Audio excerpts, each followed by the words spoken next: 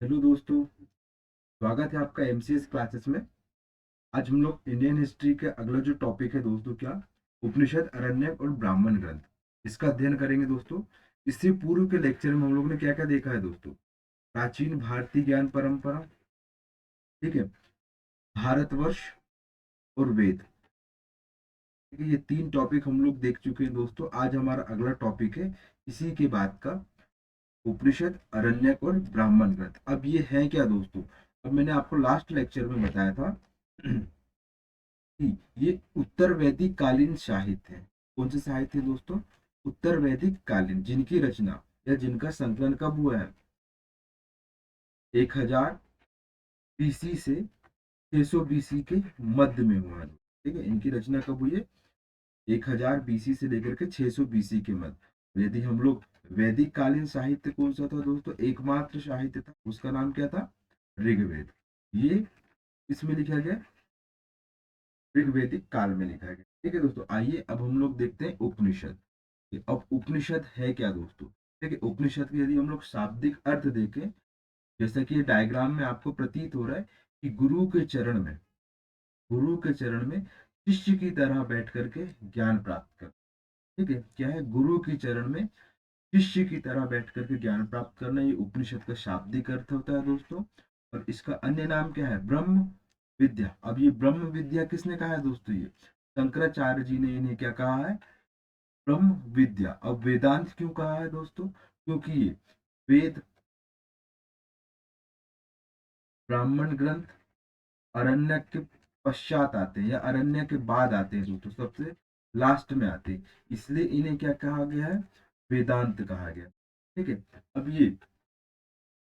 अब ये ऐसी विद्या है जिनका अध्ययन करने से दृष्टि व अनुश्रविक विषयों से तृष्णा को छोड़कर मुमुक्षु या मोक्ष के संसार की बीजभूति अविद्या का नाश करते हैं। मतलब ये ऐसी विद्या है जिसके माध्यम से हम लोग अविद्या का नाश करते हैं, साथ ही इसकी प्राप्ति करते हैं दोस्तों, ब्रह्मा की प्राप्ति करते हैं। ये उपनिषदों का मुख्य विषय है। ठीक है, ये क्या है? उपनिषदों का मुख्य विषय है। और जो उपनिषद है, ये क्या है? वेदों के ज्ञान को दार्शनिक स्वरूप प्रदान करते हैं। क्या करते हैं ये? वेदों के ज्ञान को दार्शनिक स्वरूप प्रदान करते हैं उपनिषद। ठीक है, अब इनकी संख्या कितनी है दोस्तों? उपनिषदों की संख्या 108 है। कितने हैं दोस्तों? 108 है उपनिषद की संख्या। और इनका मुख्य उद्देश्य या ध्येय क्या है दोस्तों? ज्ञान की प्राप्ति करके मोक्ष प्राप्त कर, ज्ञान की प्राप्ति करके मोक्ष प्राप्त कर। और मोक्ष का अर्थ क्या होता है?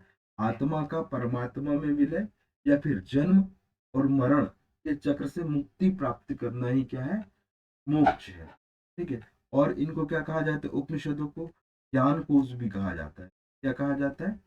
ज्ञान कोश। और जो भारतीय आध्यात्मिकता है दोस्तों, क्या है? भारतीय आध्यात्मिकता के चिंतन का मूल आधार है क्या? उपनिषद। आपने सुना होगा, एक दार्शनिक, मतलब कि दार्शनिकों को बहुत सारे श्रेणियों में बांटा जाता है दोस्तों। जैसे वेदांत दार्शनिक, नव वेदांत दार्शनिक। जैसे नव वेदांत के कौन कौन थे? स्वामी विवेकानंद, गांधी जी, अरविंदो, ये सब नव वेदांत के समर्थक। ठीक है, ये हो गया हमारा क्या? बेसिक उपनिषद का इंट्रो। ठीक है, अब हम लोग देखेंगे 108 उपनिषद है। तो जो मुख्य मुख्य उपनिषद है दोस्तों, उनको हम लोग देख लेते हैं। ठीक है, आइए आपकी स्क्रीन में देखिए दोस्तों, ये है ईशावास्या। क्या है दोस्तों? ईशावास्या उपनिषद। अब ये सबसे सर्वप्रमुख और सर्वप्रथम उपनिषद है दोस्तों। ठीक है, सर्वप्रमुख और सर्वप्रथम उपनिषद है और सबसे बड़ा उपनिषद भी है। अब इसके अंदर क्या कहा है दोस्तों? निष्काम भाव से कर्म करने की बात कही गई है। किससे? निष्काम भाव से। निष्काम भाव से कर्म करने की बात कही है। किसमें? ईशावास्य उपनिषद में। ठीक है, इसके बाद है कौन सा उपनिषद? केनो उपनिषद। अब केनो उस उपनिषद किससे संबंधित दोस्तों? परम ब्रह्मा से संबंधित है। किससे? परम ब्रह्मा से संबंधित। ठीक है, कठोपनिषद, इसमें नाचिकेत और यम के बीच संवाद का वर्णन है। नाचिकेत एवं यम के बीच संवाद का वर्णन है। ठीक है दोस्तों, मैं आपको इसकी पीडीएफ प्रोवाइड कराऊंगा दोस्तों, किसमें, हमारे टेलीग्राम चैनल एमसीएस क्लासेस में। ठीक है दोस्तों, तो आप हमारे टेलीग्राम चैनल पे जा सकते हैं, वहां से पीडीएफ डाउनलोड कर सकते हैं। ठीक है, इसके बाद है क्या, प्रश्न, प्रश्नोप उपनिषद। क्या है, प्रश्न उपनिषद। इसमें क्या है, ये अथर्ववेद की पिप्पलाद, किससे, अथर्ववेद की पिप्पलाद शाखा से संबंधित है। ठीक है, मुंडको उपनिषद बहुत ही आईएमपी है दोस्तों। इसमें सबसे पहले शिक्षा के दो प्रकार बताए गए हैं। कौन कौन सी, एक है परा शिक्षा जो आध्यात्मिक ज्ञान से संबंधित है, और एक क्या है, अपरा शिक्षा जो लौकिक ज्ञान से संबंधित। साथ ही इसी मुंडको उपनिषद में क्या कहा गया है, सत्य ही सत्यमेव जयते, यानी कि हमेशा सत्य की विजय होती है। ठीक है दोस्तों, फिर क्या है, मांडुक्य उपनिषद। क्या है दोस्तों, मांडुक्य उपनिषद। ठीक है, इसके पश्चात क्या है, तैत्तिरीय उपनिषद। अब देखिए, अब ये जो मांडुक्य उपनिषद है दोस्तों, इसमें अद्वैत दर्शन के बारे में जानकारी मिलती है। किसमें, अद्वैत दर्शन के बारे में जानकारी मिलती है। और अद्वैत दर्शन के प्रवर्तक या संपादक कौन थे, जगत गुरु शंकराचार्य जी या आचार्य शंकर। ठीक है दोस्तों, अब आते हैं हम लोग, नेक्स्ट हमारा उपनिषद है तैत्तिरीय उपनिषद, तैत्तिरीय उपनिषद, छंदोग्य उपनिषद। ठीक है, छंदोग्य उपनिषद में किसकी जानकारी मिलती है हमको, सूर्य, सूर्य उत्पत्ति की जानकारी मिलती है हमको, कि सूर्य का उत्पत्ति कैसे हुई है, सूर्य का निर्माण कैसे हुआ है दोस्तों, किससे मिलती है इसकी जानकारी हमको, छंदो उपनिषद से। और साथ ही इससे उपासना एवं ज्ञान की भी जानकारी मिलती है हमको, उपासना एवं ज्ञान की भी जानकारी मिलती है। ठीक है, बृहद अरण्यक उपनिषद। ठीक है, इसमें गार्गी और याज्ञवल्क्य संवाद का वर्णन है दोस्तों, पूछता है ये प्री में, गार्गी और याज्ञवल्क्य संवाद का वर्णन किस उपनिषद में देखने को मिलता है, तो बृहद अरण्यक उपनिषद में देखने को मिलता है। श्वेता, श्वेता उपनिषद, वशिष्ठ की उपनिषद, ये अन्य उपनिषद है दोस्तों। और एक आईएमपी उपनिषद है दोस्तों जो नेक्स्ट है हमारा, जबालो उपनिषद। ठीक है, बहुत ही आईएमपी है दोस्तों। इसी उपनिषद से हमको भारतीय समाज के आश्रम व्यवस्था की जानकारी मिलती, इसकी आश्रम व्यवस्था की जानकारी मिलती। इसमें व्यक्ति के जीवन को, व्यक्ति के जीवन को 4 चरणों में विभाजित किया गया। कितने चरणों में, 4 चरणों में विभाजित किया। पहला चरण है हमारा क्या, ब्रह्मचर्य, जो 0 से लेकर के 25 वर्ष की आयु तक के संपन्न होता है। के पश्चात गृहस्थ, गृहस्थ के पश्चात वानप्रस्थ, और वानप्रस्थ के पश्चात संन्यास। ये 4 चरण होते हैं दोस्तों। जो ब्रह्मचर्य होता है 0 से 25, गृहस्थ होता है 25 से 50, 50 से 75 होता है वानप्रस्थ, और 75 से 100 के बीच होता है क्या दोस्तों, संन्यास। ठीक है, ये जबालो उपनिषद में कहा गया। और हमारे सिलेबस में वर्णाश्रम व्यवस्था है दोस्तों, इसलिए इसे आईएमपी है, याद रखना है। ठीक है, अब हम लोग देखते हैं हमारा नेक्स्ट टॉपिक है दोस्तों, अरण्यक। ठीक है, अरण्यक का शाब्दिक अर्थ क्या होता है दोस्तों, अरण्य, अरण्य यानी कि वन या फिर जंगल। ठीक है दोस्तों, क्या होता है, वन या फिर जंगल होता है। ठीक है, अब जो अरण्यक है, अब ये अरण्यक का अर्थ होता है कि ऐसे ग्रंथ है अरण्यक जिनका अध्ययन कहाँ पे किया जाता है, वनों में किया जाता है। जिनका अध्ययन कहाँ पे किया जाता है, ये जैसे कि आपको डायग्राम में दिख रहा है। ठीक है, वनों में गुरु के समीप रह करके इनका अध्ययन किया जाता है, किनका, अरण्यक ग्रंथों का। ठीक है, अब यह जो यहाँ ये जो ग्रंथ है अरण्य ग्रंथ, ये नैतिकता एवं किससे संबंधित दोस्तों, दर्शन से संबंधित है। इनका विषय आईएमपी है दोस्तों। ठीक है, नैतिकता एवं दर्शन से संबंधित है, लेकिन साथ ही इससे आत्मा परमात्मा जन्म मृत्यु की भी जानकारी मिलती है। ठीक है, यहाँ लिखा हुआ है नैतिकता एवं दर्शन से संबंधित साहित्य है। ये ध्यान या मेडिटेशन पर अत्यधिक बल देते हैं जो अरण्यक है, क्योंकि वन में इंसान अकेला रहते हैं, प्रकृति के बीच में रहते हैं, तो वहां पर कंसंट्रेशन बहुत अच्छा होता है। ठीक है, इसलिए ये किस पर अधिक बल देता है, ध्यान और मेडिटेशन पर बल देता है। साथ ही यह यज्ञ के जो कर्म कांड है उनका क्या करता है दोस्तों, ये विरोध करता है। क्या, अरण्यक यज्ञ से संबंधित कर्म कांडों का विरोध करता है। ठीक है, साथ ही यह ज्ञान मार्ग एवं कर्म मार्ग के बीच सेतु का कार्य करता है। जो अरण्यक जो ग्रंथ होते हैं, यह ज्ञान मार्ग कर्म मार्ग के बीच में सेतु का कार्य करता है। अब देखिए दोस्तों, मोक्ष प्राप्ति के 3 माध्यम बताए गए हैं, ज्ञान मार्ग, कर्म मार्ग और भक्ति मार्ग। तो ये किस किस के बीच में सेतु का कार्य करता है? ज्ञान और कर्म मार्ग के बीच में सेतु का काम करता है। ठीक है। अब इन्हीं अरण्य को रहस्य भी कहा जाता है। क्या कहा जाता है दोस्तों? रहस्य भी कहा जाता है। एक श्लोक है दोस्तों, सर्वे वेदा स रहस्या सा ब्रह्मणा सा निष्ठोप था। ठीक है। वैसे आपको ये श्लोक याद नहीं रखना है, लेकिन एक रहस्य है, इसे याद रखना है। ठीक है। फिर आता है, अब जो वन में कौन कौन निवास करते हैं, साधु या फिर वहां निवास करने वाले विद्यार्थी, इनके द्वारा इनका अध्ययन किया जाता है। ठीक है। इसका और एक श्लोक है दोस्तों, अरण्यक से संबंधित, अरण्ये हवम अरण्यकम। ठीक है। कि वनों में रहकर जिन ग्रंथों का अध्ययन किया जाता है, उन्हें ही क्या कहा जाता है? अरण्यक कहा जाता है। ठीक है। ये हो गया दोस्तों हमारा क्या, अरण्यक। अब देखते हैं अरण्यक कितने प्रकार के होते हैं। ठीक है। कहीं कहीं दोस्तों इनकी संख्या 6 मिलती है, किनकी? अरण्यकों की संख्या।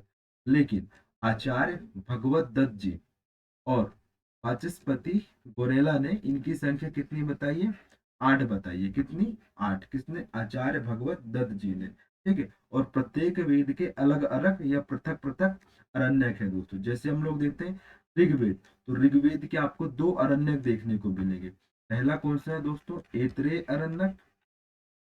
ठीक है, ऐत्रेय अरण्यक। अब इसमें हमको किस किस की जानकारी मिलती है? प्राण विद्या के महत्व की जानकारी मिलती है, स्त्रियों के महत्व की जानकारी मिलती है। ठीक है। और साथ ही आचार संहिता का वर्णन भी किसमें देखने को मिलता है हमको? ऐत्रेय ब्राह्मण में। ठीक है। प्राण विद्या और स्त्री का महत्व, इस समाज में स्त्री का महत्व क्या है? ठीक है, किससे?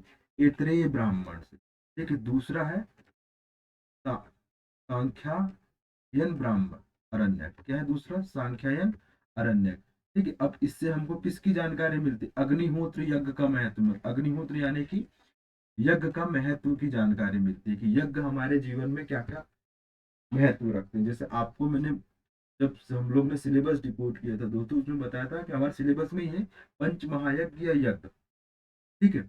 और इसी सांख्यायन अरण्यक से हमको अहम ब्रह्मास्मि, इसकी अहम ब्रह्मास्मि, ये बहुत ही फेमस है दोस्तों, ये प्रसिद्ध श्लोक है, अहम ब्रह्मास्मि, मैं ही ब्रह्म हूँ। ठीक है। और ये किसका कथन है? अद्वैत दर्शन का कथन है। और ये किसने कहा? ये शंकर आचार्य जी ने कहा है। ठीक है। इसलिए याद रखना, पूछ सकता है अहम ब्रह्मास्मि का वर्णन किस अरण्यक में देखने को मिलता है? तो क्या है उसका आंसर हो जाएगा? संख्यायन अरण्यक। ठीक है। नेक्स्ट है दोस्तों हमारा यजुर्वेद के अरण्यक। ठीक है। अब यजुर्वेद में 2 शाखाएं हैं, एक है कृष्ण शाखा और एक है शुक्ल शाखा। ठीक है। तो जो कृष्ण शाखा के अरण्यक है दोस्तों, इसके 2 अरण्यक देखने को मिलेंगे, तैतरीय अरण्यक और दूसरा है मैत्रेयणी अरण्यक। ठीक है। अब तैतरीय अरण्यक से हमको पंच महायज्ञ की जानकारी मिलती है। इससे पंच महायज्ञ की। ठीक है। और जो मैत्रेयणी अरण्यक है, इससे हमको ओम का महत्व की जानकारी मिलती है, कि ब्राह्मण में एक ही साउंड चलता है दोस्तों, वो क्या है? ओम। ठीक है। और इसी मैत्रेयणी ब्राह्मण से अरण्यक से हमें ब्रह्म के अनेक रूपों की जानकारी मिलती है। किससे? ब्रह्म के अनेक रूपों से।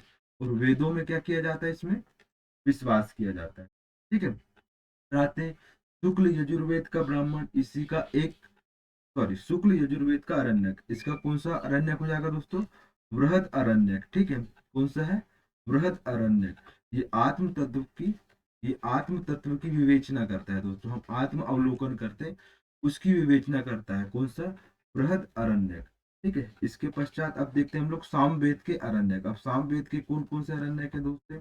एक है तवलकार अरण्यक और एक है छंदोगय अरण्यक। ठीक है। अब तवलकार अरण्यक में भी क्या बोला गया है?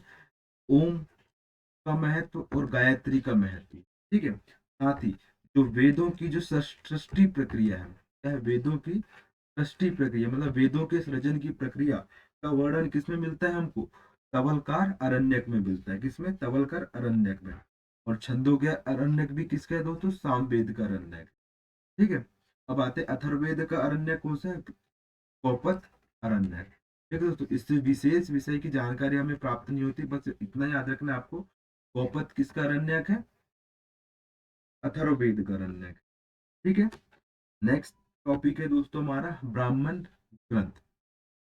क्या है दोस्तों? ब्राह्मण ग्रंथ। अब जो ब्राह्मण का जो सिंपल सा अर्थ होता है दोस्तों, वो क्या है? यज्ञ। क्या है दोस्तों? यज्ञ। ठीक है। अब इसका विषय भी क्या होगा? ये यज्ञीय कर्मकांड की व्याख्या, विवरण के संपादन का मुख्य काम करता है। ठीक है। इसका मुख्य विषय क्या है? जो यज्ञ के जो कर्मकांड होते हैं या उनको संपादन किस प्रकार किए जाना चाहिए, इन सब की जानकारी हमको किस में मिलती है दोस्तों? ब्राह्मण ग्रंथ में मिलती है। और ये किस शैली में लिखे गए हैं? ये ब्राह्मण ग्रंथ गद्यात्मक शैली में लिखे गए हैं। ठीक है। किसमें? गद्यात्मक शैली में लिखे गए हैं। ठीक है। अब इनसे हमको मंत्र, कर्म, विनियोग की व्याख्या देखने को मिलती है। ठीक है। और ब्राह्मण ग्रंथ से दोस्तों एक फैक्ट याद रखिएगा आप, इससे परीक्षित के बाद के राजा और बिंबिसार के पूर्व के राजाओं की, पूर्व के राजाओं के साथ साथ उनके साथ होने वाली घटनाओं की भी जानकारी मिलती है। ठीक है। ये हो गया क्या हमारा? ब्राह्मण ग्रंथ। अब देखिए, जिस प्रकार प्रत्येक वेद के अरण्यक थे, उसी प्रकार प्रत्येक वेद के ब्राह्मण ग्रंथ भी हैं दोस्तों। ठीक है। जो अरण्यक और इससे मैच करते हैं। ठीक है। आइए हम लोग देखते हैं ऋग्वेद के ब्राह्मण ग्रंथ। ऋग्वेद के ब्राह्मण ग्रंथ कौन कौन से? ऐतरेय ब्राह्मण। ठीक है। अब ऐतरेय ब्राह्मण से हमको किसकी जानकारी मिलती? राजाओं के राज्य अभिषेक की जानकारी मिलती। किसके? राजाओं के राज्य अभिषेक की जानकारी मिलती। ठीक है। ये हो गया ऐतरेय ब्राह्मण। फिर कौन सा है? कौशिकी ब्राह्मण। ठीक है। ये सब ऋग्वेद के ब्राह्मण है दोस्तों। साथ ही इसका और एक ब्राह्मण है सांख्यायन ब्राह्मण ग्रंथ। ठीक है। ये हो गए हमारे ऋग्वेद के 3 ब्राह्मण ग्रंथ है। ओ, ठीक है। फिर आते हैं यजुर्वेद के ब्राह्मण ग्रंथ। अब देखिए, इसमें 2 शाखा हैं, तो वैसे ही तो पहला इसका अरण्य ग्रंथ क्या हो जाएगा? शतपथ ब्राह्मण। बहुत ही आईएमपी है दोस्तों, और ये सबसे बड़ा ब्राह्मण ग्रंथ है। ठीक है। अब इससे क्या क्या जानकारी मिलती है हमको? स्त्री पुरुष की अर्धांगिनी होगी। ठीक है। साथ ही गंधार, शल्य, कैकय, कुरु, पंचाल, विदेह के राजाओं की भी जानकारी मिलती है हमको। किससे? शतपथ ब्राह्मण से। ठीक है। फिर आते हैं दूसरा ब्राह्मण यजुर्वेद का, कौन सा है? तैतरीय ब्राह्मण। क्या है दोस्तों? तैतरीय ब्राह्मण। इससे हमको किस किस की जानकारी मिलती? अश्वमेध यज्ञ, राजसु यज्ञ आदि विभिन्न प्रकार के यज्ञों की जानकारी मिलती है हमको। ठीक है। किससे? तैतरीय ब्राह्मण से। अब आते हैं सामवेद के ब्राह्मण ग्रंथ कौन कौन से होंगे? एक तो होगा तांडय ब्राह्मण ग्रंथ, और दूसरा है क्या दोस्तों? जैमिनी ब्राह्मण ग्रंथ। ठीक है। साथ ही इसके अन्य ब्राह्मण ग्रंथ देखें दोस्तों, तो वंश ब्राह्मण ग्रंथ, संहिता उपनिषद ब्राह्मण ग्रंथ। ठीक है। संविधान या संविधान ब्राह्मण ग्रंथ, और देव ब्राह्मण ग्रंथ। ठीक है। अब आते हैं अथर्ववेद के ब्राह्मण ग्रंथ कौन से दोस्तों? गोपथ ब्राह्मण ग्रंथ। ठीक है। ये सब मिलते जुलते हुए हैं दोस्तों। अरण्यक और ब्राह्मण ग्रंथ, इसमें थोड़ा थोड़ा ही अंतर है दोस्तों, इसलिए हमें ये अच्छे से याद करना है। और यहाँ से आपको प्रीलिम्स में क्वेश्चंस देखने को ही मिलेंगे। ठीक है दोस्तों। अब हम लोग नेक्स्ट लेक्चर में क्या देखेंगे? छठ दर्शन। छठ दर्शन के पश्चात स्मृतियां देखेंगे। ठीक है दोस्तों। ये भी बहुत ही आईएमपी टॉपिक है। ठीक है। ये इन सब का हमारा सोर्स केवल और केवल दोस्तों हिंदी ग्रंथ एकेडमी किताब है, साथ ही इग्नू की किताब है और एनसीईआरटी। ठीक है। तो ये सब आपके लिए ऑथेंटिक डेटा है। ठीक है। थैंक यू दोस्तों फॉर वाचिंग एमसीएस क्लासेस। यदि आपको हमारी क्लास पसंद आ रही है दोस्तों, तो लाइक शेयर सब्सक्राइब करें। ठीक है। और पीडीएफ डाउनलोड करने के लिए हमारे टेलीग्राम चैनल एमसीएस क्लासेस में जा सकते हैं दोस्तों, जिसकी लिंक आपको डिस्क्रिप्शन में दी गई है। थैंक यू दोस्तों फॉर वॉचिंग एमसीएस क्लास।